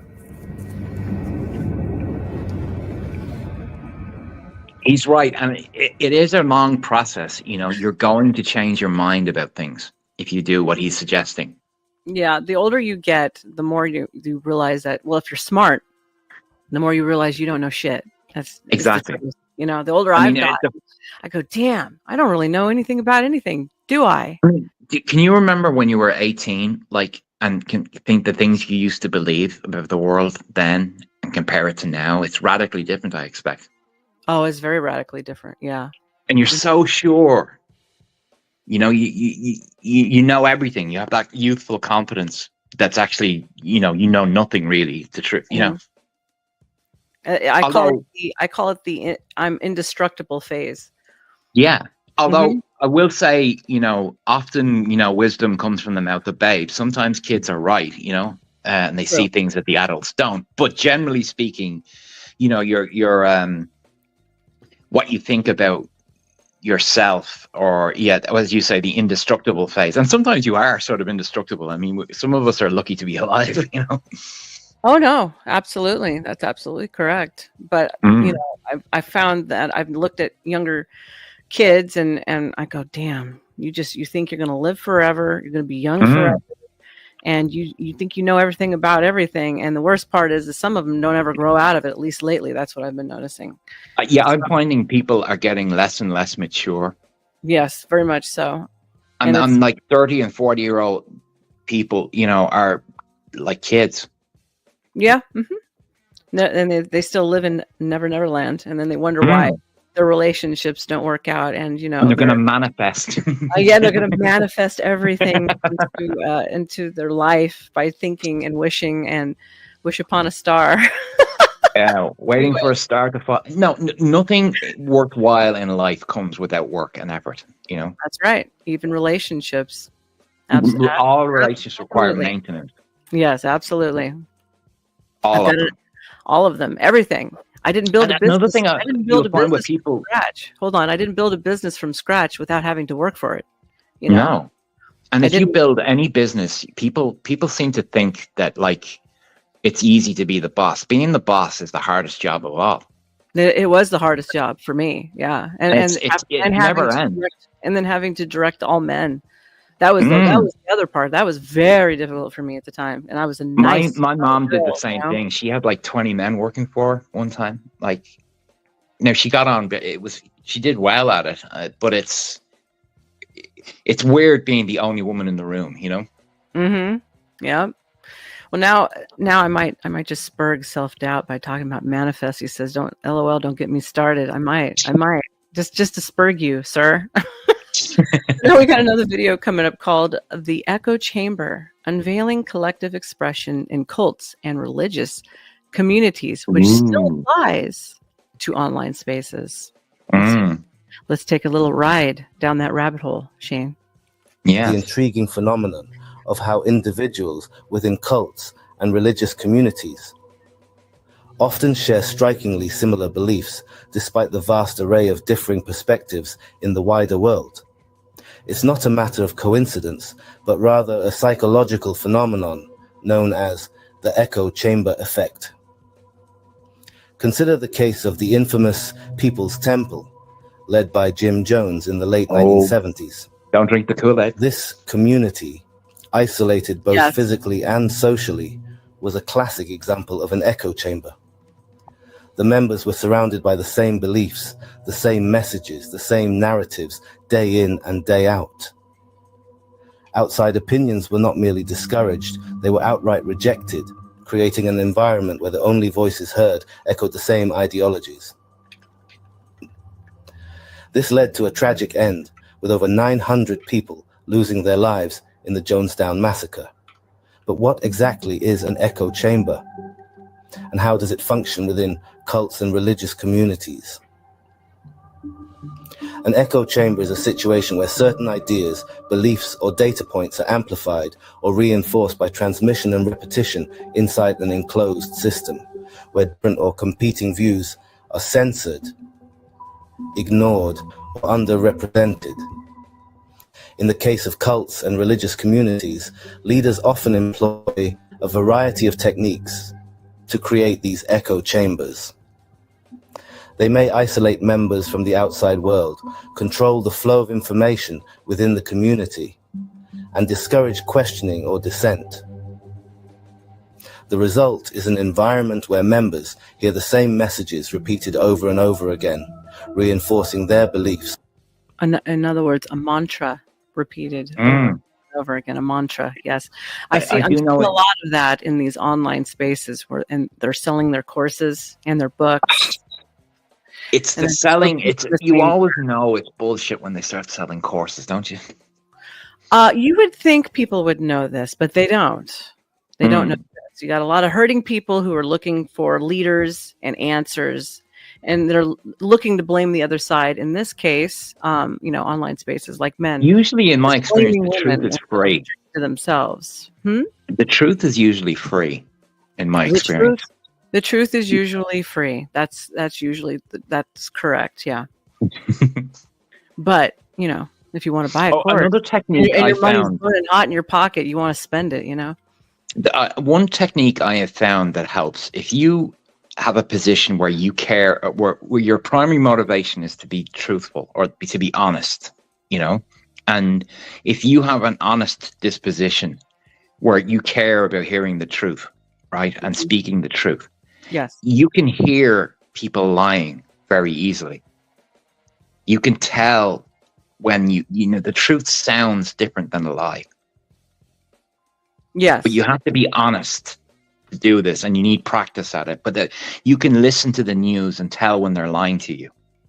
Usually, you would think so. You need a certain skepticism as well, not to believe everything you hear, not to believe everything you read, True. Yes.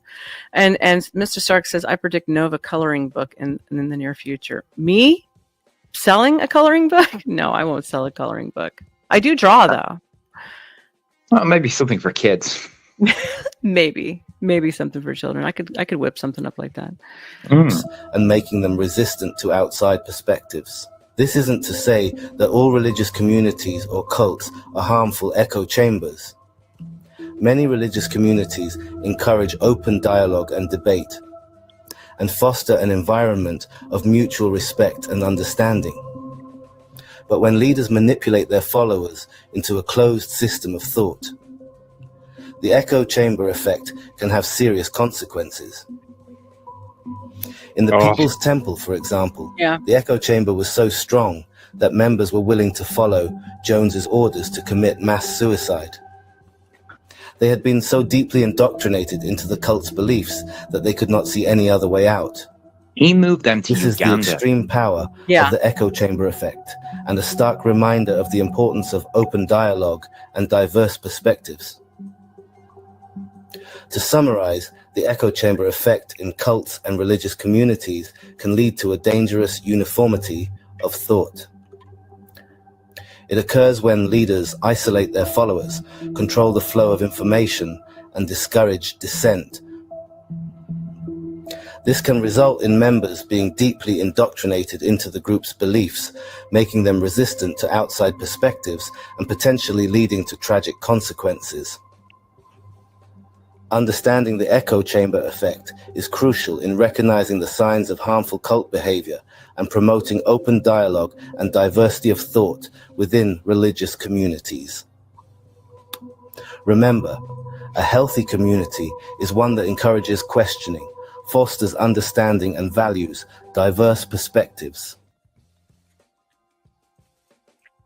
That Scientology is a dangerous one, isn't it? I think most of them are very dangerous. That thing they do of where people come in like once a month and tell somebody everything about their life. Yeah, it's pretty weird. That is really weird. I've heard of some, the way that I don't know, do they call themselves a church? Is it the Church of Scientology? The way they behave is scary. It is. And, some of the Jehovah's Witness things that I had to attend for a while, about that long. Oh, God. They pass around a mic and then they talk about all of their, things that have happened, and then their complaints about why they don't understand, but I guess understand things about life that they want to have answered, but they're not allowed to read the Bible. So then they can't get any answers to anything. I felt the one thing that bothers me about Jehovah's Witnesses is the medical stuff. Oh yeah. With the sick child and they won't get treatment. That really bothers me. But it's also it's like, what do you do? I mean, how do you respect someone's religion without allowing abuse to happen, or to minimize harm? I know, but those are, even though we might not like it, those are the rights of the parents. And yeah, I agree. No, I agree. It's a conflict I have trouble with, is all I'm saying. I know. I have a trouble with it too. Selfmade says, any travelers in the chat with eyes looking around? So if you're lurking about, please remember to hit a like and subscribe to me. There will be leave a comment as well. Yeah, let people know what you think. Hey, Roomski. Thank Trippy. Trippy sent him over. Nice to see you. We welcome you in. And now I'm going to cue up this one, which is The Killer. Alpha Male, the case of Lyndon McLeod. Look, there can be only one. There can only be one. Jordan Gully. And if everybody doesn't know, Shane is our favorite Irishman. Do you know they're remaking Highlander? No way. You know what? They are. Surprised. I'm not surprised. Henry Cavill is playing the lead, and it's being made by the guys that made John Wick. Really? The stunt guys, Oh, and they want to make a great sword fighting movie, Henry Cavill. Well, he's jumped from getting fired from Superman to doing that. Good for him. He's actually becoming a father, apparently. Really? For the first time. Yeah, he announced it a couple of weeks ago. Now, see, there was big rumors going around that he was very rainbow. So, well, no, he used to date Gina Carano. Yes, I've heard that. Yes. But he was very, I don't know if you saw when that Me Too thing happened, he was very afraid of dating. Well, yeah, because, these broads were lying most of the time, But if a guy like him, like very handsome, rich and successful was worried, can you imagine what a regular dude would be thinking, Yeah, but a regular dude doesn't have anything to lose like those guys do. And be made in yeah, but if something happens, if a Henry Cavill is accused of something, he has the money to protect himself. That's true. I will say, and then I'm going to start the video with this, that Henry Cavill is the only has the classic leading man look, handsome man look left in Hollywood. And what I really like about him, is that he respects the material of whatever he's doing. Yes, that's very true. That's very true. So let's take a look at this next one about where these echo chambers can lead people and who they also attract. Because always remember that these echo chambers actually attract certain types of characteristics, and not always good. You have likely never heard of this man before. But this narcissistic, misogynistic, violent man created a self-insert fanfiction trilogy all about himself. Hey, Tariq, nice to have you in. Hey, Tariq. Most of those around Lyndon ignored the glaring red flags, and those who did highlight his concerning behavior to authorities were seemingly ignored. But in December of 2021, Lyndon would go on to commit a series of violent actions, all of which were detailed in his books. And the consequences behind these actions were catastrophic. Good morning, good afternoon, or good evening, folks. My name is Adrian, and welcome back to another video by Coffeehouse Crime. Today we're looking at the case of Lyndon McLeod. Now, this case is something. Lyndon McLeod's story is right up there with Randy Stair and Elliot Rogers as one of the most insufferable perpetrators that I've covered. And so with that said, viewer discretion is advised. And of course, just to let you know that I post solved, unsolved, and strange cases here weekly. So if that's of interest to you, please consider subscribing to Coffee House Crime. So please, take a seat, my friend, and enjoy the coffee. Victor just came in and says, "Hey, I'm here to tell you I love you. I don't know who you are, but I love you too." Welcome in. Hit the He's like only human. and subscribe, and more to come, honey. Yeah. This is the case of Lyndon McLeod.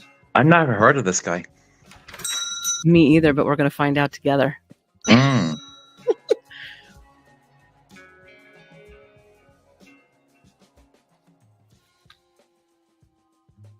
Incredible landscapes, the Rocky Mountains, and endless days of sunshine. Of course, I'm talking about Colorado. Welcome to Denver, folks. Found near the center of Colorado, the mile-high city boasts more than 300 days of sunshine per year. Wow. There are many appealing aspects about Denver, which is probably why, in the most recent decade, its economy has grown by a staggering 19%. But Jesus. let's not tire ourselves with the boring facts this time, especially when there's so much natural beauty to look at. Hiking is at the top of the list when it comes to Colorado's outdoor activities.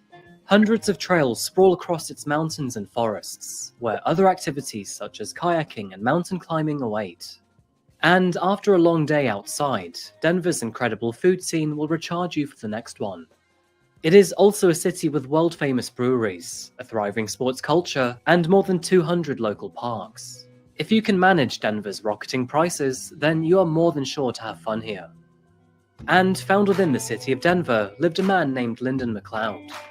Lyndon was not your everyday man, and as much as he'd like you to believe that he was a superhero, his unique differences tend to push him in the opposite direction.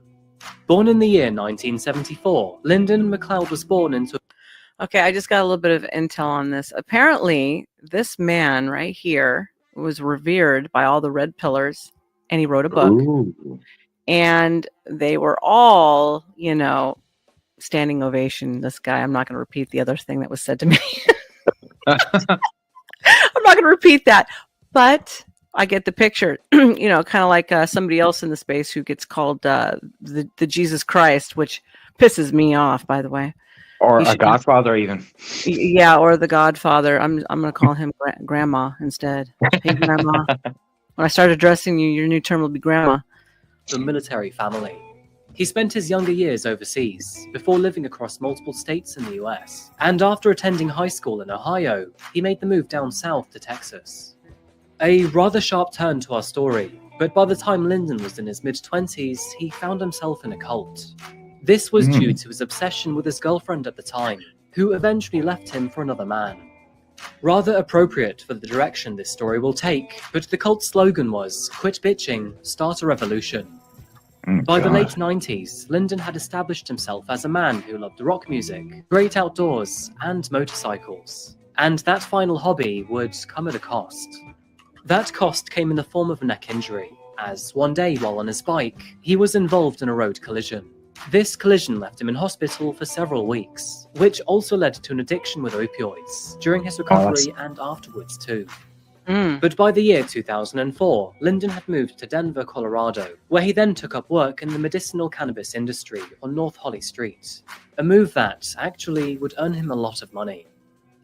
He stayed in this venture for several years, but getting straight into it, in the year 2013, he ended up losing his managerial position after he threatened his employees with a gun. It was around this time that he met a very special character, a man named Jeremy Costello. Jeremy was a tattoo artist, and while I'm not taking it back. I stand on what I say. This guy sounds like something from the Sons of Anarchy or something, doesn't he? Yeah. It's kind of funny listening to an English guy talk about this too, but The accent. Yeah, the accent is like, everybody's like, why is this an English guy talking about some American red pillar? adding another one to Lyndon's skin, the two began to talk. Now, Lyndon loved tattoos and had many of them all over his body, but he was not an artist himself and had no idea how to successfully run a tattoo shop. Despite this, he impulsively decided to invest all of his money into a new tattoo business with Jeremy. And needless to say, this eventually ended up bad for the both of them. Lyndon had a terrible relationship with his employees. He was aggressive, uncompassionate, and dreadfully sexist towards all of his female colleagues. No surprise, but eventually everyone hated him. This is something that will come up time and time again in this video, but he was actually an extremely misogynistic man. He believed women were useless and should have no say in important decisions. Most of his relationships would crumble within months, and despite his own brash personality, Lyndon was also extremely sensitive and held grudges much longer than most. And to add to this, he seemingly had no idea how to manage finances. By the year 2015, he was forced to close his shop, which destroyed his relationship with Jeremy. So I had a very successful business. I was an entrepreneur from about the age of 33. I was ruined financially. I went from making maybe 25, 30 grand a month in cash to zero, all in an instant. And so I had to sell all my assets, including my home. I mean, I was really in a bad spot. My friends just burned me. My girl just burned me. Like, my own family burned me. I mean, the details are Byzantine. They're really. He's touting himself as the victim here. Is anybody? Yeah. I am the victim, and everybody's against me. Well, he's not saying why he lost. I was going to say, what did you do? Mm. I mean, you don't just normally get divorced for no stinking reason. There's usually your friends don't turn on you. Your girl doesn't turn on you. Your customers don't turn on you for no reason. Exactly. So I'm wondering if these echo chambers have something to do with it. Let's take a look. Shocking, and it shocked me. And so I went to a very dark place, and I had all kinds of ideas of what I was going to do in order to make this right. Ollie and Anna seemed so perfect. And what people didn't know was she was screaming for help. With the unfortunate change in his financial situation, Lyndon retreated from the city and moved to a tiny home up in the mountains of Weston, outside of Denver. Being a fan of the tiny house movement and not having much money to spare, he made his own tiny house out of shipping containers, where he obnoxiously posted about it online. In one post, he said, "Most people try to make everything small in a tiny home, but I went the opposite route. I have less things, but each thing is larger. This was made possible because I didn't want a ton of goddamn storage. Storage is code for a woman lives here and needs a place to put all her modern bullshit that nobody needs. My home has books, guns, and meat. I don't need storage for anything else." Lyndon was already on a selfish and self-righteous path. He had already burned many bridges with former friends and colleagues. But after losing all of his money and becoming isolated in the mountains, his behavior, thoughts, and opinions would all sink to a whole new level. He had also become more open about his views on women. He outwardly hated them and showed no respect towards female well-being. It was around this time that Lyndon decided to become an author. He adopted the name Roman McClay as an online alias and began to write his own novels. And in particular was a 3-part series called Sanction. Now, I've briefly skimmed over the books, and quite honestly, they are absolutely terrible. His opinions are as tragic as his grammar, and the make-believe world he created does nothing but stroke his own ego. The main character is of himself, who is, quote, an extraordinarily gifted boy born into an average family. He describes himself as a supreme sigma, with high morality and culture. Advanced AI selects him as the perfect being, and duplicates his DNA into 1.6 million other men to accelerate mankind's development. Oh my He God. also rambles on about alpha males versus beta males, and also describes women as promiscuous people who only think with their heads in the clouds. Lyndon's character also has the same history as Lyndon himself, from birth to the cannabis farm to being screwed over by Jeremy. But the disturbing details do not stop there. His character then goes on a 6-month murder spree, killing 46 people. Oh my God. This guy is a whack job. That's crazy. Oh my God. Yeah. See? He went postal. He was already halfway there, though. That's just pushed him over the edge. Like this guy, like up in the mountains on his own in a cabin, nursing his hatred. Yeah. Mm-hmm. And this make-believe world. He sounds a bit like he thinks he's Jesus or something, doesn't he? You know, the exceptional, born into a poor family or average, Yeah. Yeah, but obviously he was doing stuff. But the being punished by the world, like thinking everything, he's up on his own cross, Yeah. I got what you're saying. And this is just another reason why echo chambers get very, very dangerous, especially with people when their thought processes are not being challenged, and the reason being challenged. And he was a hate monger to begin with. I use the word hate monger. Look it up in the dictionary if you don't understand. I'm curious about the woman stuff, like where did that come from? Or how did that manifest, It was probably already there, and then it grew. It was fed, because most people don't have, I mean, it's like me. Just because shit happens, I don't sit around and go, "Oh, all men are this way," or "All men are that way." I don't do that. So they already have something going on, and then they go. But I don't think there is a man or a woman born who hasn't been burned by the opposite sex at one point. I know. Why is it people think that it doesn't happen? It does happen. Even people of your own peers and your own likeness, they'll burn you too, and your own family members. Friends can betray you. Friends and family can really betray you. It's. I know. I've had it first-handed. Maybe one day I'll do a podcast on it. It's quite the story. I'm sure it is. Yeah, it is. Let's listen some more to this guy. Yes. And all of those 46. Come on, Limey, give it to me. What's going on? His books further talk about taking action to start a war on American soil. And meanwhile, in the real world, Lyndon referred to himself as an outlaw and vouched for the book to one day become reality. So maybe all of this was just some sort of sick fantasy, a way for him to vent out all of the negative emotions that had built up in his past. But to many others, it was a glaring red flag. With thanks to these books, Lyndon grew small fame in the manosphere, a collection of websites and forums that promote masculinity and misogyny and oppose feminism. These are typically populated by self-help hucksters, men's rights activists, incels, and the like. Lyndon would go on to meet many people through this pipeline, where he also expressed his frustrations at those who have, quote, betrayed him in the past. That's how I live now. Yeah. I live on it's validation. It's validation. Validation. Yes, because I was alone in the wilderness for years, abandoned by my tribe, usurped, betrayed, overthrown, like literally, like no joke, like really fucked over by my tribe. And now I have a new tribe, and they're loyal to me. And I haven't tested the limits of that loyalty, but for where we're at now, they have shown supreme loyalty to me. And did you notice the key word validation?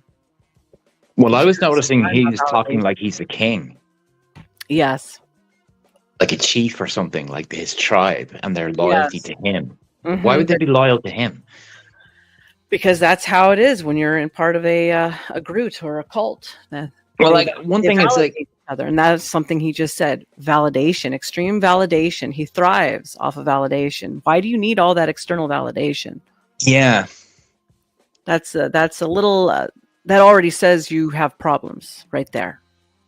It does. Yeah, there's a lack of see, he seemed to need that tribe. He needed that validation to function. Mm-hmm. A lot of people are that way. They are though. Sorry, I don't really get it. I'm a very, introverted person normally. I don't really care, for validation of others. I only the people that I know and trust, and that I, like, if I, I have like a few core friends and family, and I care what they think. Yeah, I care more about what people who are closer to me think than I do about others outside of my circle, Yes, strangers, like the opinion of strangers is completely irrelevant to me. Yeah, it's very irrelevant. It should be as an adult anyways. Let's listen more on to this, and we'll talk some more about him. Interviews and hanging out, he would allude to and even recognize his own problematic behavior. I live in a weird space. I'm proud of who I am, but I'm not proud of everything I'm about. I have thoughts, I have opinions, I have ideas, I have instincts that I think are wrong. But I have them. They're mine. They're real. Yeah. And I won't pretend I don't have them. Yeah. But that doesn't mean I'm proud of them. I don't know if a person has to deny what they are or embrace it fully. I had to admit, this is who I am, and it's ugly. Although these books were a red flag in their own right, there were many more opportunities for those around Lyndon to notice a deeply troubled and disturbed man.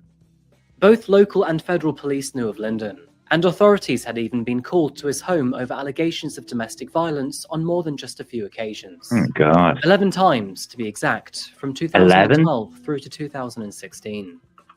Lyndon had also made a series of death threats, which were so violent that the FBI paid a visit to his property. And former friends still following Lyndon online noticed him slowly yet surely slipping into more and more extreme behavior. Appearing on a podcast in 2020, Lyndon described himself as, "My personality is so extreme that I'm like the oily rat." Somebody needed to do a 5150 call on this guy. Yeah. That's what they needed. They needed a 5150 on this guy. This guy is not just a threat to himself, but obviously a threat to, society. What's that term in the military, for the crazy people in the military? I don't know. Uncle Guns? They have a phrase, for discharge, they on a psych, Selfmade says we bring it out of them. Uncle Guns, what is the term for the guys who lose their mind in the military? Section 8. Section 8, that's Section 8. Which is also housing in California. Section 8 housing.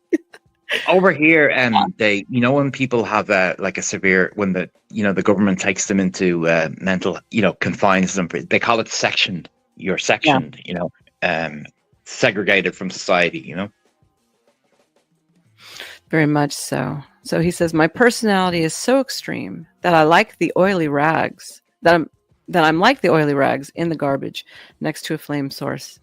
And he hates himself, doesn't he? I think so. Kind of. Let's continue on.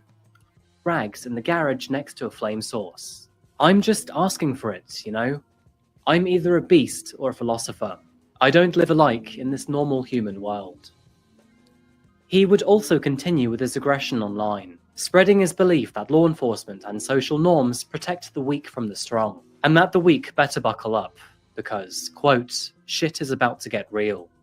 By the year 2021, nothing had changed. And in fact, Lyndon was becoming more demanding, more agitated, and more reckless. And although he had moved in to live with 2 fans, he was subsequently kicked out for becoming, quote, unhinged. Alongside his new partner, Anne, the two of them began to film clips for his next new project, which was a self-protagonist film called Warhorse. But as the two grew accustomed to one another, Lyndon's ugly side shone through. After striking her across the face, the two decided to take a temporary break from one another. So while Anne headed back home to Salt Lake City... Okay, so he struck her across the face. I kind of figured he was violent. It's interesting, though, that this guy seems to be able to get women. You notice that? Like if you were reading... if you were going out with a guy and you were reading him posting online misogyny, I mean, you're not going to be encouraged to date him, are you? Not me, but there are women out there who do that kind of thing, That's crazy, isn't it? There's a lot of women who've been abused and then they look for a new abuser. So. Oh, I know what you mean. Sorry. Yeah. That fills the role. Lyndon was given $20,000 pocket money, along with her van and motorcycle to continue recording. But after parting ways, Lyndon suddenly fell silent and tried to contact her boyfriend over and over again, but he never replied. Her suspicion grew, and just days later, she realized that Lyndon had stolen a further $37,000 through crypto payments. Oh my Lyndon God. had rinsed her for her money. Almost simultaneously with this discovery, a few of those close to Lyndon had also learned that he'd been grooming underage girls online, and that he'd been stealing money from other ex-friends too. Lyndon... He's a straight-up predator. Oh my God. He is a beast. Yeah, he's a straight-up predator. So he just... as long as the allegations are completely true. I could be wrong about stuff, but I don't think so. But wow, see what these spaces attract? All kinds of crazies. Now, I've said for years, those who are part of the dysfunctionals of society are always the first to gravitate towards things of this nature. And I'm not my problem is that the same thing applies to feminism and the female things as it does to the male and the male things. It attracts negative people. Like all of those feminist leaders were predator type people as well. Yes, they sure were, and considering where it spun from, there's no surprise there. I can't use can I use that term? Self, let me know if I'm allowed to use those terminologies. I'm not sure. In the meantime, we'll hit play again. His addiction to opioids was never fully overcome, but this addiction would peak and trough throughout the years. And by winter of 2021, he was once again heavily abusing the drugs. And by December of 2021, all of Lyndon's problems would collapse in the probably worst oxycodone imaginative or something, kind of is it? way. My name is Lucy, and I have to figure out who I am.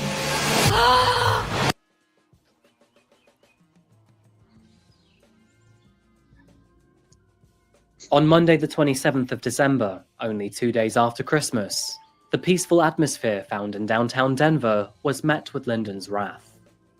Shortly before 5:25 p.m., a black Ford Econoline pulled up next to the Soul Tribe, a tattoo shop located on Broadway. Just seconds later, the armed man left his vehicle and entered the store. Lyndon opened fire on all that were inside. Alicia Cardenas, Aliscon Maldonado, and Jimmy Maldonado were all shot in the process. And tragically, both Alicia and Alyssa were killed almost instantly. Lyndon stormed out of the tattoo shop, where he then made his way to his next so-called enemy. And just 6 minutes after leaving Soul Tribe, he arrived at West 6th Avenue, near Bannock Street. This was the location of Jeremy's apartment, and dressed as a delivery driver, he knocked on the family's front door, only to be greeted by Jeremy's wife. Lyndon asked for Jeremy, but she found it strange that the driver had turned up at this time of day, and to a door rarely used by public personnel. Using her wits, she told Lyndon that he wasn't home, when in reality, Jeremy was eating dinner in the next room. Good for her. Lyndon walked away, but just 10 minutes later, he returned with a sledgehammer. As the family fled, Lyndon fired through several doors of the house, several bullets flying past the baby's crib in the process. Jesus. Just moments later, the family's truck was also set ablaze. By 5:45 p.m., Lyndon had arrived at a condo next to Cheeseman Park, near East 12th Avenue. This was the home of Michael Swinyard, another man to die in his books. Lyndon breached Michael's home, and tragically, after finding Michael, he shot him. God. Only 12 minutes later, and at 5:57 p.m., a surveillance camera captured Lyndon pull up outside the Lucky 13 tattoo shop found near West Colfax. Self just brought up a good point. How did he have so much time? I'd kind of like to know the same thing. Yeah, you think the police would, would attract his movements? If the guy's going on a killing spree, he seems to be moving about town very freely. By Stark, he says he has to go and get some equally productive sleep. Well, I hope you enjoyed my echo chamber, sir. Sleep well. Come back. Yeah, I agree with him. He says, come on, this is a psyop. Yeah, very much so.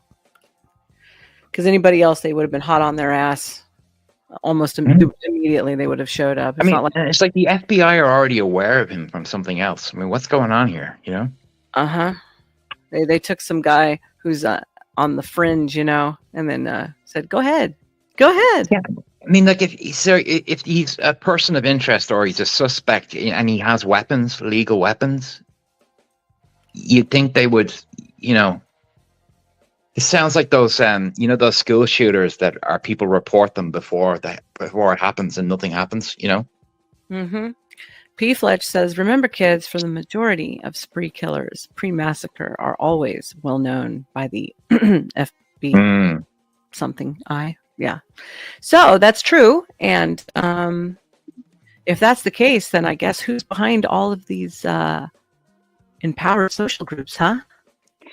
Sorry, another thing as well. You know, there's those. They're either known by the authorities or they're known by mental health services. Pretty much. Pretty much. You know, with the juveniles. You know. Mm-hmm. Well, let's continue our little video. The footage shows him enter the shop, and not even 10 seconds later, exit. Within that time, he had spent an entire magazine into the Lucky 13, killing Jesus. Danny Schofield, another person to have supposedly wronged him in the past. Barely reported by the media, next Lyndon walked into Ted's at Belmar, went behind the counter, and poured himself a drink. When confronted, he pulled a gun on the bartender before walking out.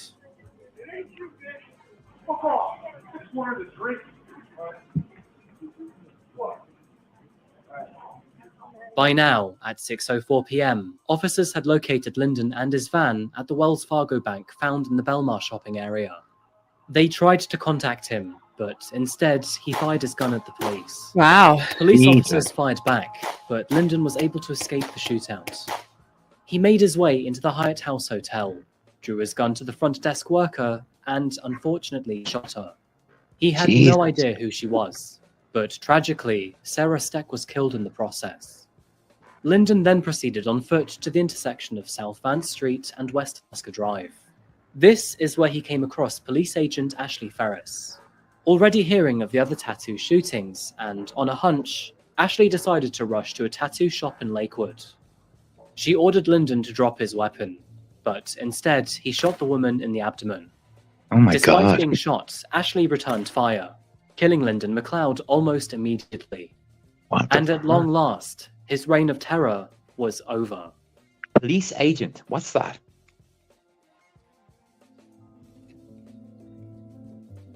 What authorities were faced with next was the path of destruction left behind. With 5 deaths and 2 injuries spread across several harrowing scenes, scores of police tape, and hundreds of officers sprawled across the awful aftermath. Denver and the local communities banded together to show their love and support for the victims. Wow. And with multiple tattoo shops destroyed, the assault seemed to be targeted.